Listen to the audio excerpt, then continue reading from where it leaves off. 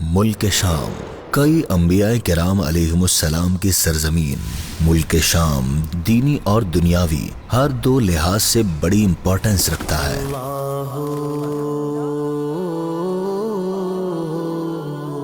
Historians کے مطابق اس ملک کا نام شام رکھے جانے کے کئی ریزنز ہیں۔ ان میں سے ایک یہ ریزن بتایا جاتا ہے کہ یہ نام حضرت نوح علیہ السلام کے بیٹے سام کے نام سے پڑا، کیونکہ یہی وہ پہلے شخص ہیں جو اس زمین پر تشریف لائے۔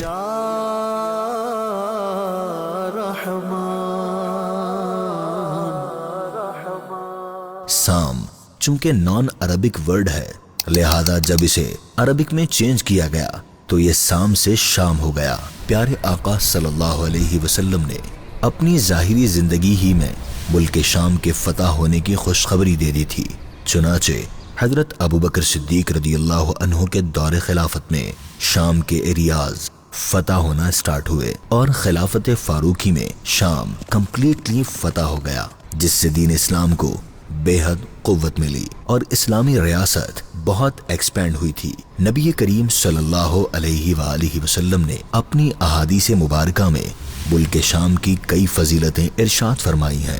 حضرت عبداللہ بن عمر رضی اللہ عنہما سے روایت ہے کہ آپ صلی اللہ علیہ وسلم نے دعا کی، اللہم بارک لنا فی شامنا، یعنی اے اللہ ہمارے شام میں برکت دے۔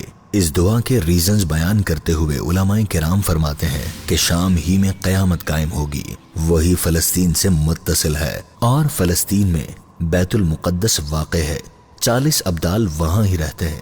آپ صلی اللہ علیہ وسلم نے فرمایا، ملک شام اللہ پاک کا چنا ہوا شہر ہے اور وہ اپنے چنے ہوئے بندوں کو اس میں جمع فرما دے گا۔ یہ بھی فرمایا، ملک شام کے لیے خوشخبری ہے، بے شک رحمان کے فرشتے اس پر اپنے پر پھیلائے رہتے ہیں۔ حضرت ابن حوالہ رضی اللہ عنہ سے روایت ہے کہ آپ صلی اللہ علیہ وسلم نے ارشاد فرمایا، ان قریب یہ صورت پیش آئے گی کہ تمہارے مختلف لشکر ہو جائیں گے، ایک شام کا لشکر، ایک یمن کا لشکر اور ایک عراق کا لشکر۔ حضرت ابن حوالہ نے عرض کی، یا رسول اللہ صلی اللہ علیہ وسلم، اگر میں یہ کنڈیشن پاؤں تو کس کو اختیار کروں؟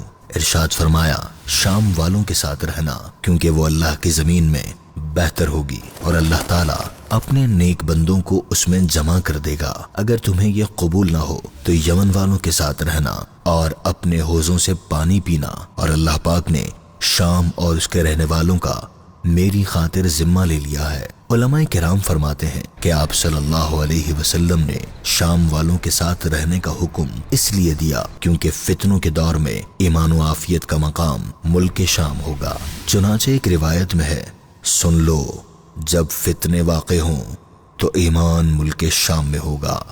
FGRF پاکستان میں فلاحی کاموں کے ساتھ ساتھ ملک شام میں بھی ویلفیئر کے کام بہت خوبصورتی سے سر انجام دیتی ہے۔ پچھلے سالوں میں آنے والے زلزلے سے کئی لوگوں کی جانیں گئیں، کئی گھر تباہ ہو گئے، ہزاروں لوگ سڑکوں پر آ گئے، لوگوں کے پاس کھانے پینے کی چیزیں تک نہیں تھی۔ FGRF نے وہاں بھی اپنا کردار ادا کیا، لوگوں میں کھانے پینے اور ضرورت کی چیزیں تقسیم کی گئی، 96 گھر تعمیر کیے جن میں یتیم بچوں اور ان کی فیملیز کو آباد کیا گیا، دارالمدینہ اور مدرسۃ المدینہ بنائے گئے تاکہ بچوں کی دینی اور دنیاوی تعلیم کا سلسلہ نہ رکے۔ اسی طرح ہزاروں گھروں کی تعمیر ہمارے پلان کا حصہ ہے جس کا آغاز ہو چکا ہے۔ آپ چاہیں تو آپ بھی ملک شام میں ہونے والے فلاحی کاموں میں ہمارا ساتھ دے سکتے ہیں۔ اللہ پاک ملک شام کے اہل ایمان کی مدد فرمائے، ان کی مشکلات کو دور فرمائے، ان سے ہر شر کو دور فرمائے اور ہمیں اپنی استطاعت کے مطابق ان کا ساتھ دینے اور ان کی مدد کرنے کی توفیق عطا فرمائے۔